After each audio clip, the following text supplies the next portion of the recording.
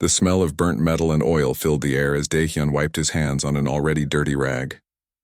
His repair shop on Kepler 7 station wasn't much to look at. Old ship parts hung from the ceiling. Broken machinery covered every surface. The walls were stained from years of work. But it was his, and that meant something. The clock showed almost midnight. Daehyun should have closed hours ago, but sleep didn't come easy these days. It hadn't for years. Working kept his mind busy. Working kept the memories away. He grabbed a container of scrap metal and dragged it toward the back door. The station's lower decks were quiet at this hour. Most people were either sleeping or drinking in the bars 3 levels up. Daehyun preferred the silence. He pushed open the heavy door and stepped into the narrow alley between his shop and the cargo containers that lined this section of the station. That's when he heard it. A small sound, almost like a whimper. Daehyun stopped. He'd heard rats before and drunks and once even a faulty cleaning droid. This was different. He set down the container and listened. There it was again, soft, scared, definitely not a machine. He moved slowly between 2 large cargo containers. The gap was tight, barely wide enough for his shoulders. His boots crunched on debris. Then he saw her, a small figure huddled in the corner, big eyes that reflected the dim light. Fur covered her face and arms. Her ears were pointed and pressed flat against her head. A thin tail wrapped around her legs. She was tiny, maybe 7 years old if Daehyun had to guess, one of the Colossi refugees he'd heard about. The child stared at him. Her whole body shook. Daehyun raised his hand slowly. "Hey there. I'm not going to hurt you." She didn't move, just kept staring with those huge, terrified eyes. He crouched down, making himself smaller, less threatening. "My name is Daehyun. This is my shop. Are you lost?" The child's ears twitched.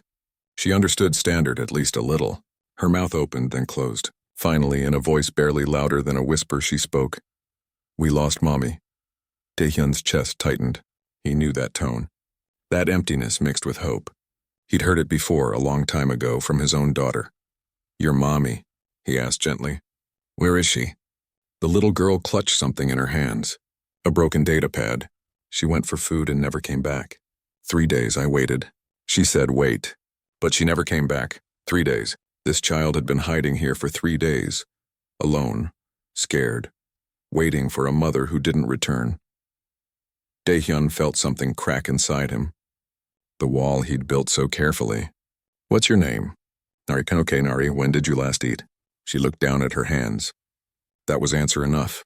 "Come on," Daehyun said, standing slowly. "Let's get you inside. Get some food in you.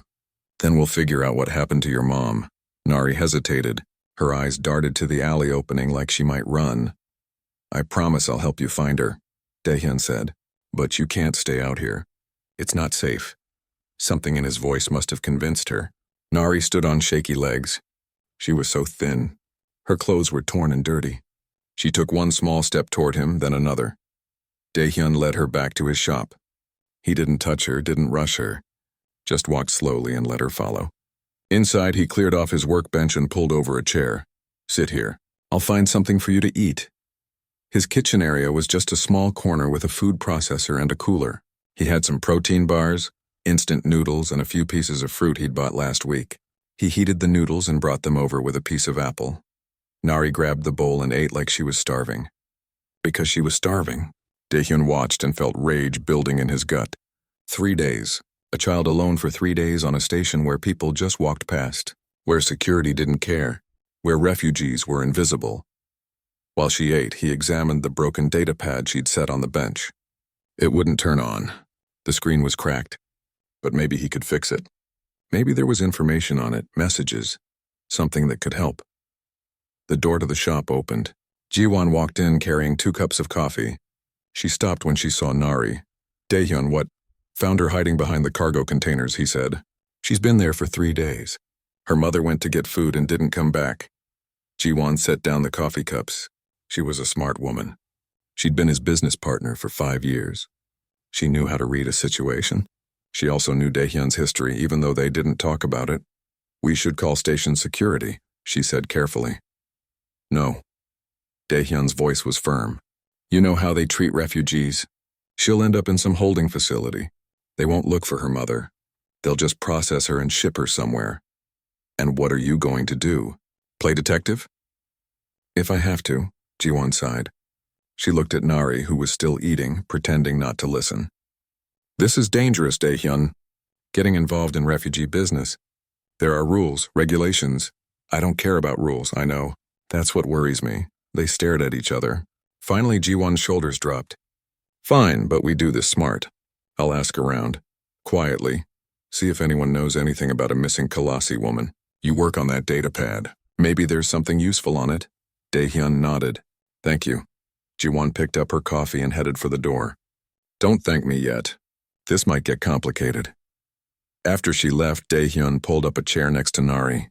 She'd finished the noodles and was nibbling the apple. Some color had returned to her face. Nari, I need to ask you some questions. About your mom. Can you do that? She nodded. What's your mom's name?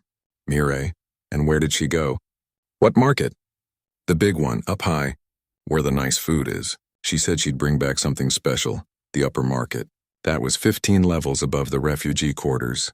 It catered to merchants and station officials. Expensive, but some vendors sold day-old food cheap at the end of shifts. Refugees went there sometimes hoping for deals. Did she go alone? Yes, I wanted to come, but she said stay. Said it was safer. Safer, Dae-hyun's jaw clenched. What kind of place was this station when a mother couldn't take her child to buy food? He spent the next hour carefully taking apart the data pad. Nari watched him work. Her eyes grew heavy. Eventually, she curled up on the chair, her tail wrapped around herself. Within minutes, she was asleep. Dae-hyun kept working. He replaced the power cell, bypassed the broken screen, connected it to his own display. Finally, it powered on. There were messages, photos, a location tag from 3 days ago showing the upper market, and something else. A voice message from Mireille, marked urgent, sent 6 hours before she disappeared. Dae-hyun played it. Mireille's voice was worried, scared. She spoke in her own language, but the translation software converted it. Someone is following me. 3 of them. I don't know what they want. If something happens, take care of Nari, please. Someone. The message cut off. Dae-hyun stared at the screen. His hands formed fists. Someone had taken her. Mireille hadn't just gotten lost. She'd been targeted, followed, and now she was gone. He looked at Nari sleeping on the chair. So small, so vulnerable. She'd been brave, hiding for 3 days, hoping her mother would return. But hope wasn't enough. Not on Kepler 7, not for refugees. Dae-hyun stood up. He'd made a decision. Maybe it was stupid. Maybe it was dangerous. But he couldn't walk away. Not from this. Not from her. He'd find Mireille, whatever it took. Because someone should have helped his own daughter once, and they didn't. He couldn't change the past. But maybe he could change this. Morning came too fast. Dae-hyun hadn't slept. He'd spent the night researching, making calls, and trying to piece together what happened to Mireille. Nari woke up on the chair where she'd fallen asleep, confused for a moment before remembering where she was. Is Mommy here? She asked, her voice small and hopeful. Not yet, Dae-hyun said, but I'm going to find her. I promise. He made breakfast. More noodles and some protein bars. Nari ate slowly this time, watching him move around the shop. She still looked scared, but less than before. Maybe she was starting to trust him. Ji-won arrived early with news. She sat down across from Nari and gave her a gentle smile before turning to Dae-hyun. I talked to some people last night. Kalasi refugees have been going missing. Not just 1 or 2, at least 14 cases in the past month. All from the lower decks. All went somewhere and never came back. 14? Dae-hyun felt sick. Has station security done anything? Filed the reports. That's it. No investigations. No search parties, nothing. Why not? Ji-won's expression hardened. Because they're refugees. Because no one important cares. Because Kepler 7 has bigger problems than missing aliens. Dae-hyun wanted to punch something. Instead, he took a breath and focused. I found a message on Mireille's datapad. She said someone was following her. 3 people. Then the message cut off. That's not random, Ji-won said. Someone targeted her specifically. Or targets refugees in general. They both looked at Nari. She was focused on her food, but her ears were turned toward them. She was listening to every word. I need to see the surveillance footage from the upper market, Dae-hyun said. 3 days ago, around the time Mireille would have been there. That's not going to be easy. Security won't just hand over footage. Then we find another way. Jiwon studied him for a long moment. You're really doing this? Going all in, I am. Why? You don't know this kid. You don't know her mother. Daehyun glanced at Nari. Because it's the right thing to do. Jiwon sighed. I know someone. Station tech. He owes me a favor. But if we get caught accessing security footage without authorization, we're both looking at serious charges. I'll take that risk. Of course you will, she made the call. An hour later, a nervous young man named Hunwoo showed up at the shop. He wore a security uniform but looked barely out of his teens. He kept glancing at the door like he expected someone to burst in. This is a one-time thing, he said to Jiwon. After this, we're even. Understood. Hyunwoo pulled out a data pad. What date and time? Daehyun gave him the information. Hyunwoo's fingers moved fast across the screen. After a few minutes, he turned it around. Upper Market. Main corridor here. The footage was grainy but clear enough. Daehyun watched Mirai walk through the market.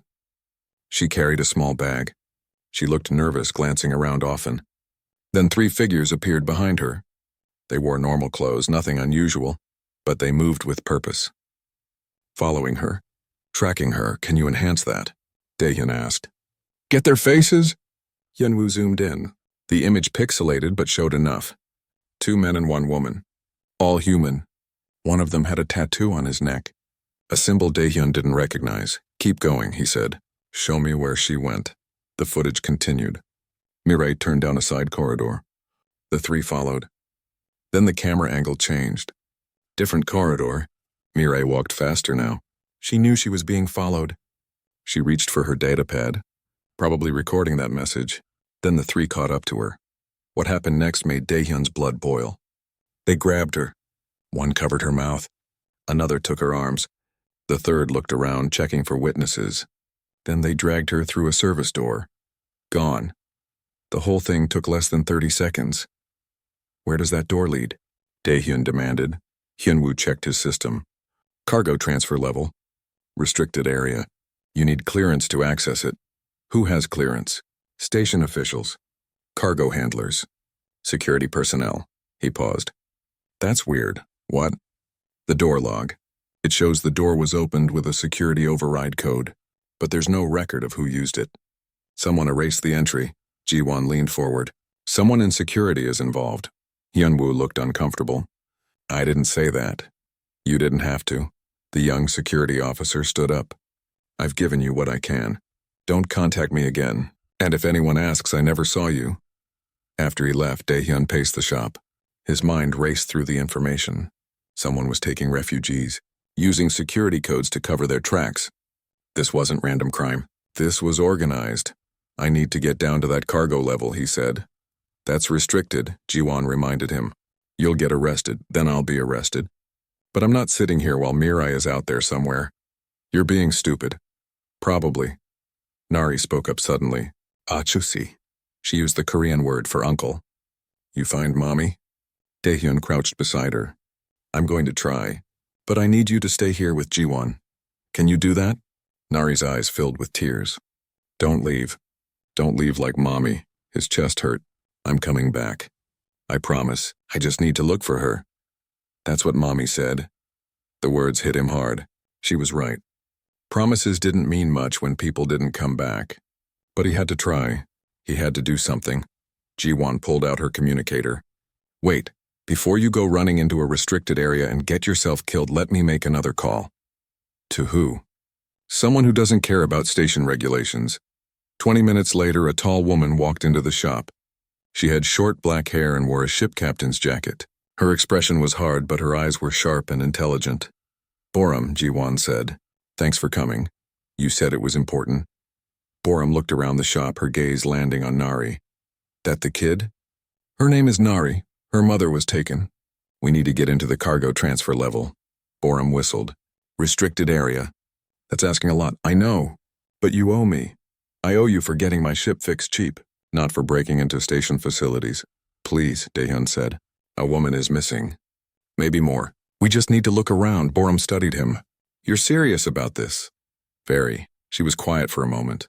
Then she pulled out her own datapad. Fine, I know a way in. But if this goes bad, I was never here. Understood? Understood. They made plans. Borum would use her cargo clearance to access the lower levels. She'd take Daehyun with her as part of her crew. They'd have maybe 20 minutes before someone noticed and asked questions. What about me? Ji-won asked. You stay here with Nari. If we're not back in 2 hours, contact someone, anyone, make noise. Ji-won didn't like it, but she agreed. Before they left, Daehyun knelt beside Nari again. I have to go now. But Ji-won will take care of you. She's good people, and I will come back. Nari grabbed his hand. Her small fingers held tight. Promise? I promise. She let go slowly. Daehyun stood and followed Borum out of the shop. They moved through the station corridors, heading down. Level by level. The air got colder. The lighting got dimmer. These were the parts of Kepler 7 that visitors never saw. The guts of the station. Borum used her clearance to access a service elevator. They descended to the cargo transfer level. When the doors opened, they stepped into a massive space filled with containers and machinery. The sound of automated systems echoed everywhere. Where do we start? Borum asked. Look for anything out of place. A room, a locked area, somewhere they could hold people. They split up. Daehyun moved through the cargo maze. He checked containers, looked behind equipment, found nothing. 15 minutes passed. Then 20. They were running out of time. Then he heard it. A sound. Muffled. Coming from behind a stack of containers in the far corner. He moved closer. The sound came again. Voices, multiple voices. Speaking in different languages. Scared voices. Daehyun found a door. It was locked with an electronic pad. He tried to override it but didn't have the codes. He looked around for something to break it. Don't move. He turned.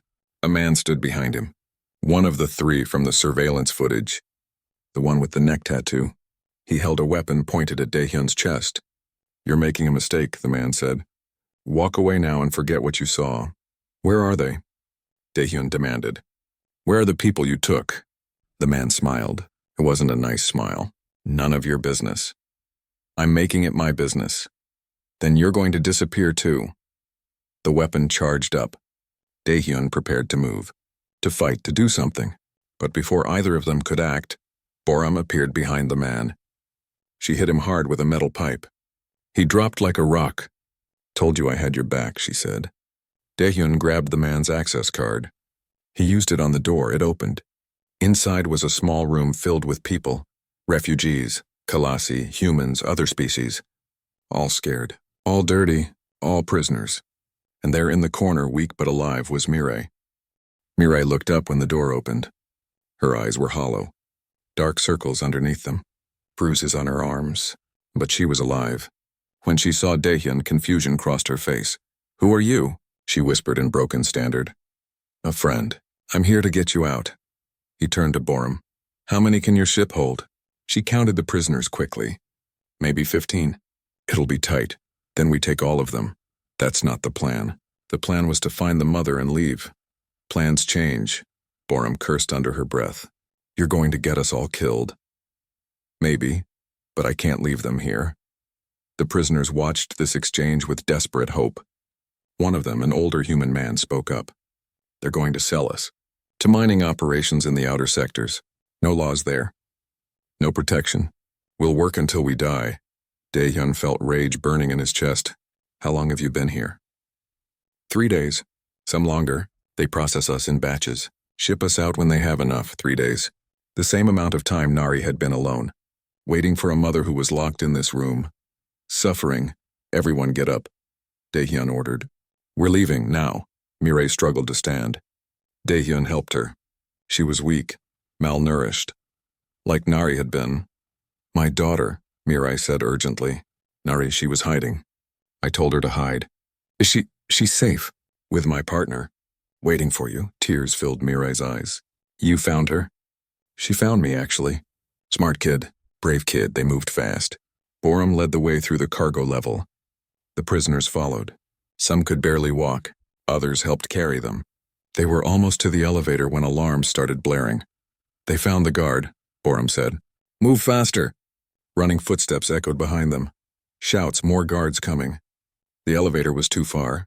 They'd never make it. This way, Daehyun pointed to a loading bay. If we can reach your ship, it's docked 3 levels up. Then we climb. They ducked into the loading bay. Emergency stairs led upward. The prisoners started climbing slow, too slow. The guards would catch them. Go, Daehyun told Boram, get them to your ship. What are you going to do? Buy you time. That's suicide. It's necessary. Boram grabbed his arm. I didn't sign up for a hero mission. I know. But these people need a chance. Give them that chance. She looked at the climbing prisoners, at Mirai struggling up the stairs, at the desperation and hope mixed together. Finally she nodded. Don't die, mechanic. I'll try not to. Boram followed the prisoners up. Daehyun stayed below. He found an industrial loader machine. Big, heavy. He climbed into the driver's seat and powered it up. The engine roared to life. He positioned it at the bottom of the stairs, blocking the entrance. Guards burst into the loading bay. 6 of them, all armed, all angry. The leader pointed his weapon at Daehyun. Step away from the machine. No, we will shoot you. Then shoot.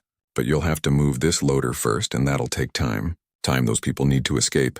The guard's expression darkened. You're protecting refugees, criminals, people who don't belong here. They're people. That's all that matters. You're a fool. Maybe, but at least I can sleep at night. The guards moved forward. Daehyun activated the loader's arms. Heavy metal grips designed to move cargo containers. He swung them wide, forcing the guards back. They opened fire. Plasma bolts hit the loader's armor plating. It held mostly. One bolt got through. It hit Daehyun's shoulder. Pain exploded through his body. He screamed but held the controls. Kept the loader positioned. Kept blocking the stairs. Last chance, the guard leader shouted. Move or we'll kill you. Get in line, more shots. The loader's systems started failing. Smoke filled the cockpit. Daehyun could smell burning circuits.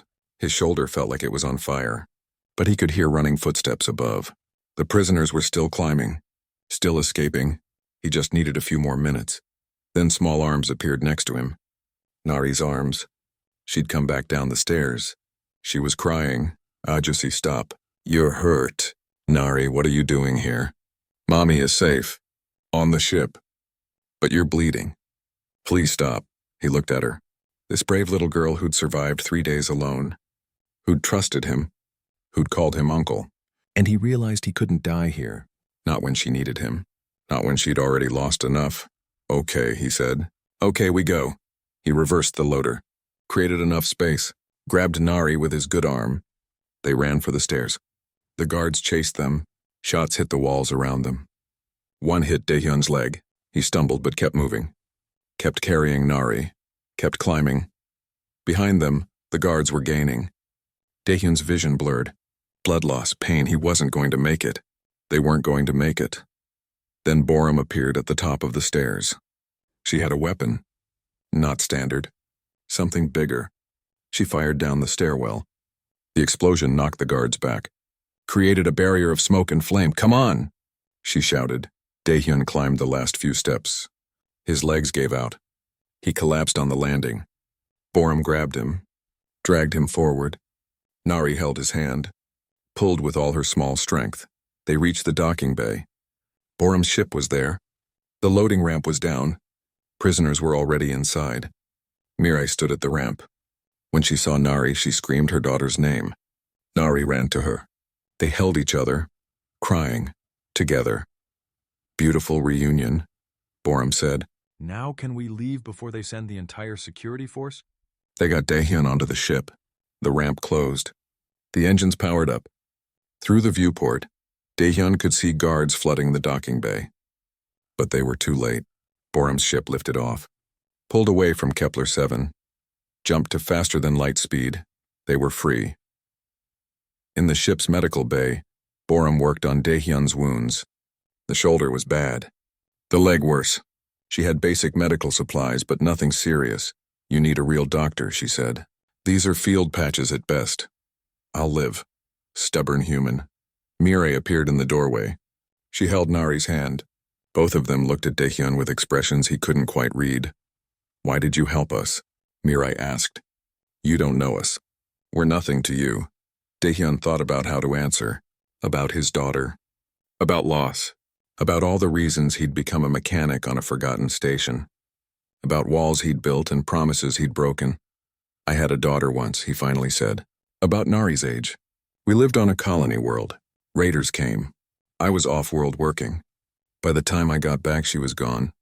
Everyone was gone. And I spent years thinking that if someone had just helped, if someone had just cared, maybe she'd still be alive. The room was quiet, only the hum of the ship's engines. I can't change what happened to her, Daehyun continued, but I can help you. I can be the person I wished existed when my family needed someone. Mirai's eyes filled with tears. She said something in her own language. Nari translated in a small voice. Mommy says thank you. She says you gave her back her life. Gave her back me. You don't need to thank me. Yes, we do. Mirai stepped forward. She did something that surprised everyone. She held out her hand, the human gesture for trust, for respect, for gratitude. Daehyun took her hand with his good arm.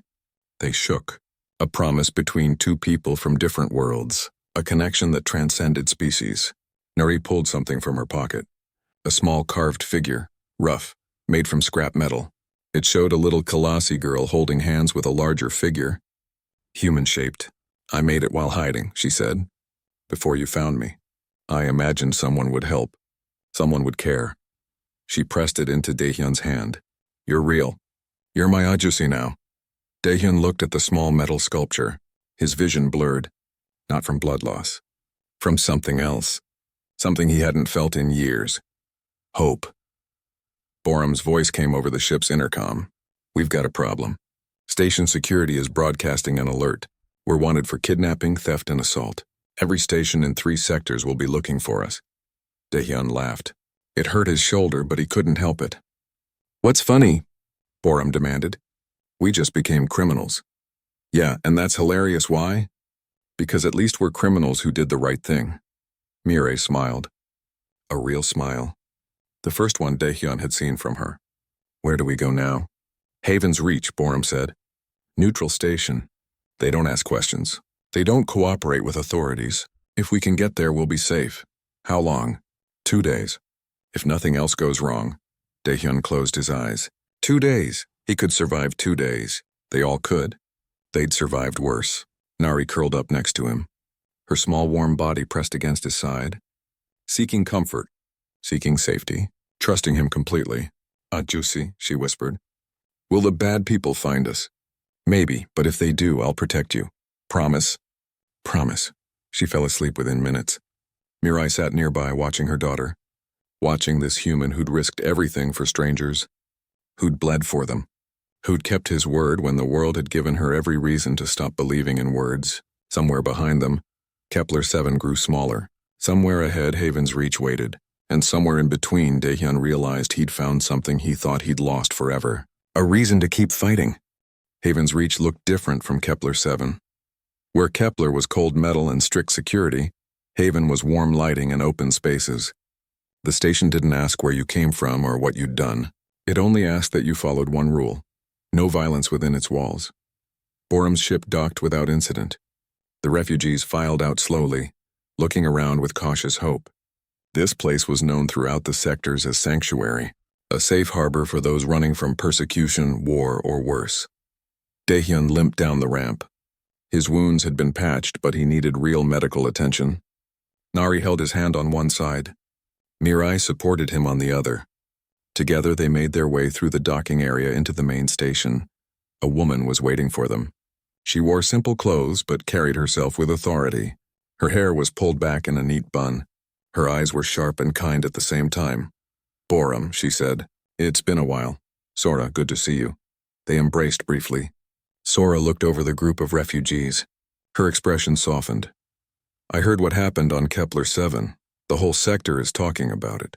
Humans breaking into a restricted area, freeing prisoners, starting a firefight. She smiled. Very typical human behavior. We did what was necessary, Daehyun said. Sora's attention focused on him. You must be the mechanic? The one who started all this over one child. I didn't start anything. I just helped. Funny. That's what humans always say. She gestured for them to follow. Come, we have medical facilities, food, places to sleep. You're safe here. As they walked through Haven's Reach, Daehyun noticed how different it was. People from dozens of species mixed freely. No one looked over their shoulders. No one jumped at shadows. Guards were present but relaxed. Vendors called out their wares in multiple languages. Children played in open spaces. This was what stations should be like. Sora led them to a medical center. Doctors immediately took Daehyun to treat his wounds. Mirai and Nari went with him, refusing to be separated. The other refugees were cared for as well. Given food, clean clothes, medical attention, everything they'd been denied. After 2 hours of treatment, Daehyun found himself in a recovery room.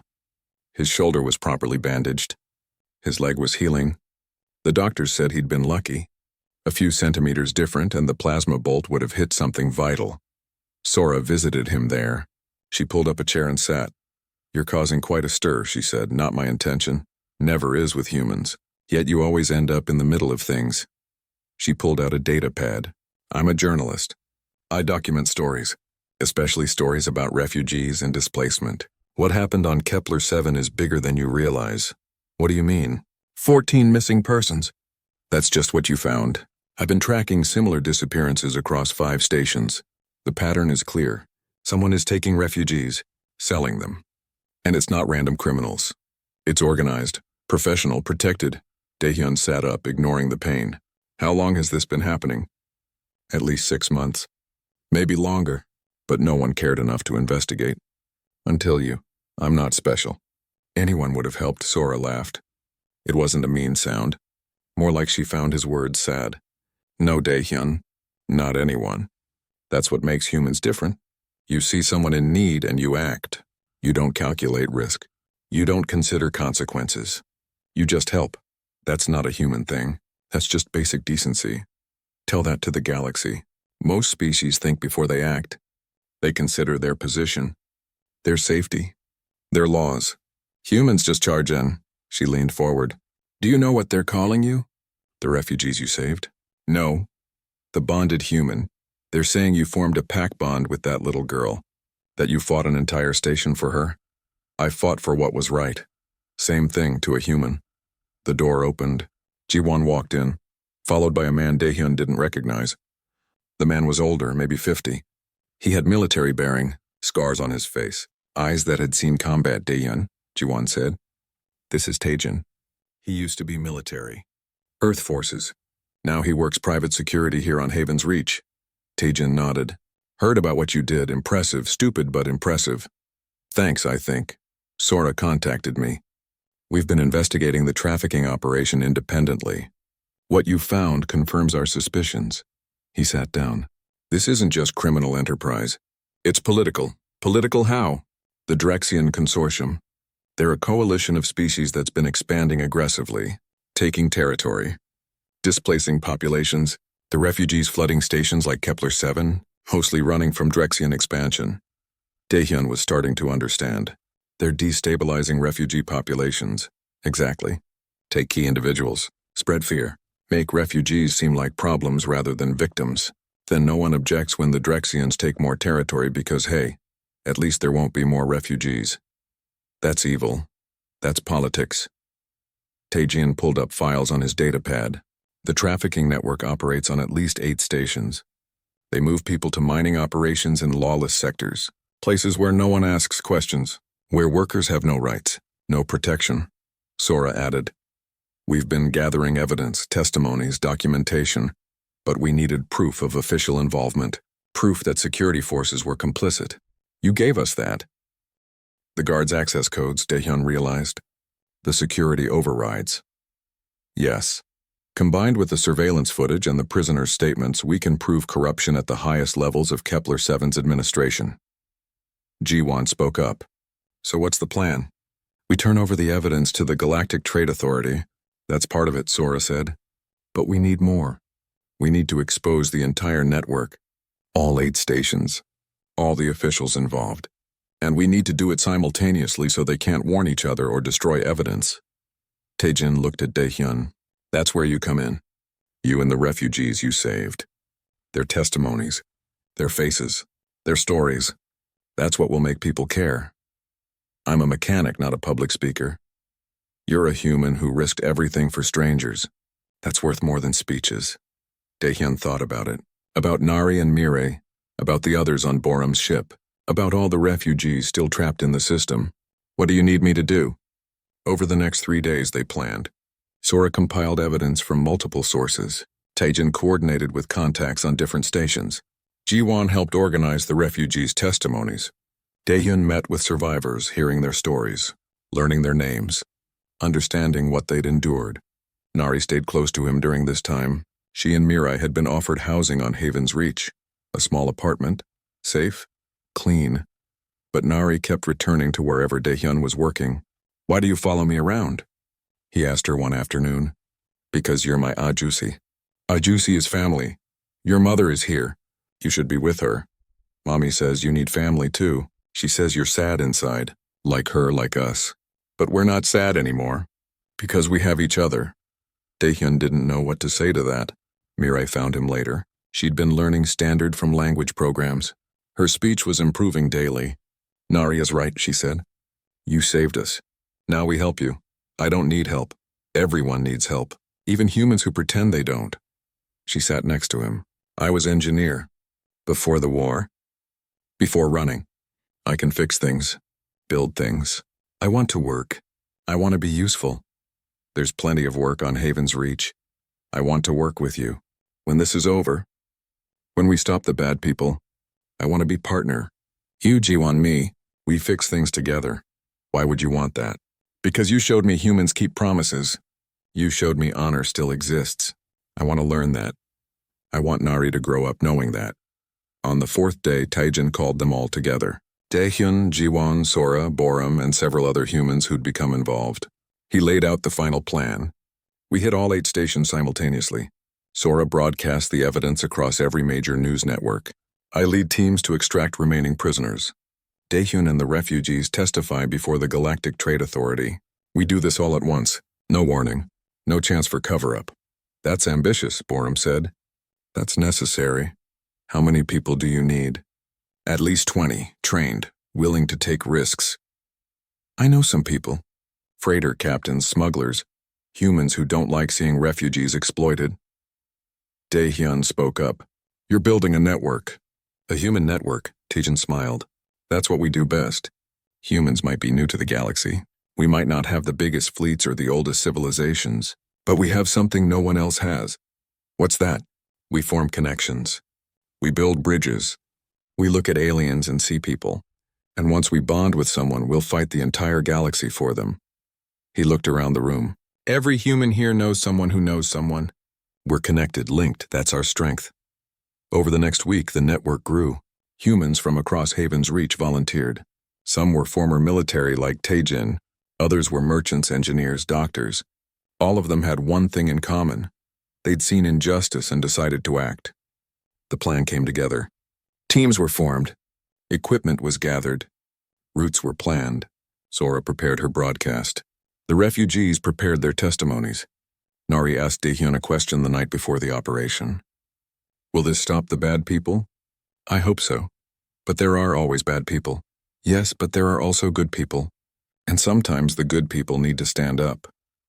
You're good people, Ajusi. I'm just a mechanic. No. You're family. You're the person who came when no one else would. You're the human who cared. She fell asleep in his lap. Daehyun looked at her peaceful face. Thought about all the children like her. All the families torn apart. All the suffering that happened when people looked away. Tomorrow they'd stop looking away. Tomorrow they'd show the galaxy what humans did when they formed bonds. Tomorrow everything would change. The operation began at dawn. Station time. Across 8 different stations, humans and their allies moved into position. Daehyun stood in Sora's broadcast studio on Haven's Reach, watching multiple screens showing different locations. Kepler 7, Nova Prime, Frontier Station. Gateway 7. Each one had a trafficking operation. Each one had prisoners waiting for rescue. Each one would be exposed today. Are you ready? Sora asked. She was preparing her equipment, checking cameras, setting up the broadcast that would reach every major news network in the sector. As ready as I'll ever be, Daehyun replied. Beside him, Mirai held Nari's hand. They would be part of the broadcast. Their faces, their story. living proof of what happened to refugees in supposedly safe stations. Other survivors stood nearby. The people rescued from Kepler-7. They had agreed to testify, to show the galaxy what had been done to them. Some were scared. Others were angry. All were brave. "Remember," Sora said. "Tell your stories, simply, honestly, let people see you. Let them hear you. That's what will make them care." Tajin's voice came through the communicator. "Teams are in position. We go in 5 minutes. On your mark, Sora, 5 minutes." Daehyun took a deep breath. This was it. No turning back now. Jiwan appeared in the doorway. "The Galactic Trade Authority has been notified. They're standing by to receive the evidence and testimonies. They're not happy about being pressured, but they can't ignore this publicly." "Good." The countdown began. 4 minutes. 3, 2. On the screens, Daehyun could see Taijin's teams approaching their targets. They moved efficiently, professionally. Some were former military. Others had different backgrounds. But all of them moved with purpose. 1 minute. Sora positioned herself in front of the camera. Behind her, a screen would show images, videos, evidence, the faces of survivors. 30 seconds. Nari squeezed Daehyun's hand. "It's okay to be scared, Ayusi. I'm not scared. Liar, I can feel your hand shaking. But that's okay. Mommy says brave people are scared too. They just do things anyway." 20 seconds, 10. Sora looked at him. "Ready?" Daehyun nodded. The broadcast began. "My name is Sora. I'm a human journalist stationed at Haven's Reach. What you're about to see will shock you. It should shock you. Because what's been happening to refugees across 8 stations is not just a crime. It's a coordinated effort to exploit the vulnerable, to profit from suffering, and it has to stop." Images appeared on the screen behind her. The holding room at Kepler-7. Prisoners huddled together. Security footage showing refugees being taken. For 6 months, refugees fleeing the Drexian expansion have been disappearing. Not by accident, by design. A trafficking network has been operating under the protection of corrupt officials, taking people, selling them, treating them as cargo instead of living beings. More images. Documents. Financial records showing payments to station security personnel. Today we're exposing this network. All of it, every station, every official involved, every corporation that purchased trafficked workers. And we're doing it with proof, with evidence. With the voices of survivors, the camera shifted, focused on Mirai and Nari. This is Mirai and her daughter Nari. They're Colossi refugees. 3 days ago, Mirai went to buy food for her daughter. She never came home. Not because she abandoned Nari, but because she was taken, kidnapped by traffickers operating on Kepler-7 with the knowledge and cooperation of station security. Mirai spoke. Her standard was still broken, but her words were clear. "I thought I was safe. Kepler-7 was supposed to protect refugees. Instead, they sold us. Like animals. Like things that don't matter," Nari's small voice added. "I waited for Mommy, 3 days. I was so scared. But a human found me. A mechanic named Daehyun. He promised to find Mommy, and he did. He risked everything. Got hurt, fought bad people. Because he cared." The camera panned to show Daehyun. He felt exposed, uncomfortable. But he spoke anyway. "I'm not special. I'm just a mechanic. But I found a scared child and I couldn't walk away. What I learned is that this isn't isolated. It's systematic. Organized. And it's been happening because people like me were walking away. Not anymore." Other survivors shared their stories. A young human man taken while looking for work. An elderly woman from a species Daehyun didn't recognize. Captured while seeking medical care. A family separated and sold to different mining operations. Each story was different. Each story was the same. Vulnerable people targeted, exploited, forgotten. While the broadcast continued, the rescue operations began. On the screens showing different stations, Daehyun watched Taijin's teams move in. At Kepler-7, they breached the cargo level where Mirai had been held. More prisoners were inside. A different batch. Prepared for transport. The team extracted them efficiently. Security tried to respond, but everything was being recorded. Broadcast live. They couldn't use violence without exposing themselves further. At Nova Prime, Borum led a team of freighter captains. They had legitimate cargo clearances. They walked right into the holding facility, loaded prisoners onto their ships, and launched before station security understood what was happening. At Gateway 7, the team encountered resistance. Guards opened fire. But the team was ready. They'd prepared for this. What followed was quick and brutal. The humans fought with the kind of focused intensity that other species found unsettling. Not rage, not chaos, just efficient, determined action. One of the guards tried to flee with prisoners as hostages. A human woman named Yunji, former Earth military, intercepted him. The confrontation was brief. The guard ended up unconscious. The prisoners ended up free.